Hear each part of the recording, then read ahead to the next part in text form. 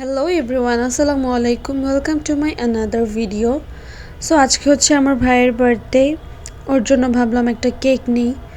So আমরা হচ্ছে tasty ট্রিটে চলে গেলাম। যাওয়ার পরে দেখছিলাম যে কোন কেকটা নেওয়া যায়। আমি একটু ঢং করলাম এখানে। তো কেক কেনার পরে ভাবলাম যে একটু স্কুল রোডে যেয়ে ফুচকা খেয়ে আসি, বাট এখানে ফুচকা ছিল না যেহেতু দুপুর হয়ে গিয়েছে। সো এর জন্য ভাবলাম যেটা আছে সেটাই খাই। পরে আমরা হচ্ছে ভেলপুরি খেলাম।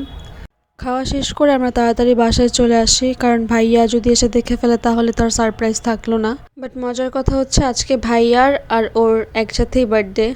তারপর হচ্ছে ভাইয়াকে বললাম তোর যেহেতু বার্থডে আমাদেরকে ট্রিট দিবি না। তারপর ও হচ্ছে ভালো মানুষ খুবই, এর জন্য অনলাইনে একটা পিৎজা অর্ডার করে দেয় আমাদের জন্য।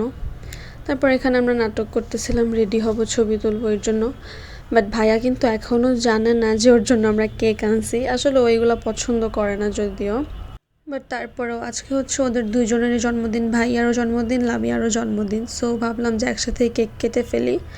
তো এরপরে হচ্ছে যেহেতু অনেক সময় হয়ে যাচ্ছিলো, লামিয়াও বাসায় চলে যাবে, এর জন্য আমি হচ্ছে কেকটাকে বের করে ফেলি। এখন আমি জানি আমাদের আত্মীয় স্বজনদের মধ্যে অনেকেই এই ভিডিওটা দেখার পরে আমার মাকে কল করা শুরু করবেন যে আলিফকে বিয়ে করে ফেলছে কিনা, লামিয়াকে দেখলাম আলিফদের বাসায়, ভিডিওতে দেখলাম এটা সেটা হ্যান ত্যান। আপনাদের টাকা খরচ করে ফোন করার আগে আমি আপনাদেরকে বলে দেই না, ওরা বিয়ে এখনও করে নাই। যদি করে ইনশাল্লাহ পার্মানেন্টলি লামিয়া আমাদের বাসায় থাকবে, তখন আপনারা সবাই জানতে পারবেন। এখন আপনারা যেটা জানেন সেটা সম্পূর্ণ একটা গুজব। যেদিন আমরা নিজের মুখে বলবো যে হ্যাঁ ওরা বিয়ে করে ফেলছে, দেন আপনারা বিশ্বাস করেন। এর আগে যদি আপনারা বিশ্বাস করেও থাকেন যে ওরা বিয়ে করে ফেলছে, সেটা আপনাদের ব্যক্তিগত ব্যাপার। বাট আমার মাকে কল করে বিরক্ত করা জাস্ট বন্ধ করে দেন, এটাই বলবো, আপনাদের জন্য খুব ভালো হবে। ও হচ্ছে আমাদের বাসায় ভাইয়ার ফ্রেন্ড হিসেবেই আসছে। যাই হোক, ওদেরকে নিয়ে এত মাথা ব্যথা করার কোনো দরকার নেই আমি মনে করবো পার্সোনালি। যার যার লাইফ নিয়ে সেই ভাবুক, কারণ আমরা ভাই কারো লাইফ নিয়ে ইন্টারফেয়ার করি না। সো আমার মতে ভালো হবে যে আমাদের লাইফ নিয়েও কারো কথা না বলাটাই বেটার। সো যাই হোক, অনেক কিছুই বললাম আত্মীয় স্বজনদের উদ্দেশ্যে। আমি যদি ভুল কিছু বলে থাকি অবশ্যই ক্ষমার দৃষ্টিতে দেখবেন।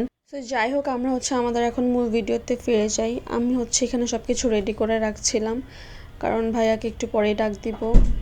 তারপর আম্মুর রুমে যেয়ে দেখি ভাইয়া গেমস খেলতেছে। ভাইয়াকে ডাকার পরেও বলতেছে যে না আসবে না, কোথায় আসবে, কেন আসবে, ভিডিও কেন করতেছে, অনেক কোয়েশ্চেন করতেছে। যাই হোক, তারপর ভাইয়াকে নিয়ে আসলাম। ভাইয়াকে নিয়ে আসার পর ওর রিয়াকশন তো আপনারা দেখতেই পারতেছেন। পরে ভাইয়া আর লামিয়া তাড়াতাড়ি করে কেকটাকে কাটে, কারণ যেহেতু অনেক রাত হয়ে যাচ্ছিল, লামিয়াকে বাসায় যেতে হবে তাড়াতাড়ি। সো যাই হোক, ওদের কেক কাটা শেষ। এখন ভাইয়া হচ্ছে আম্মুকে কেক খাইয়ে দিচ্ছিল জোর করে। তারপর আমি খেলাম কেক, আমি ওকে একটু কেক খাইয়ে দিলাম।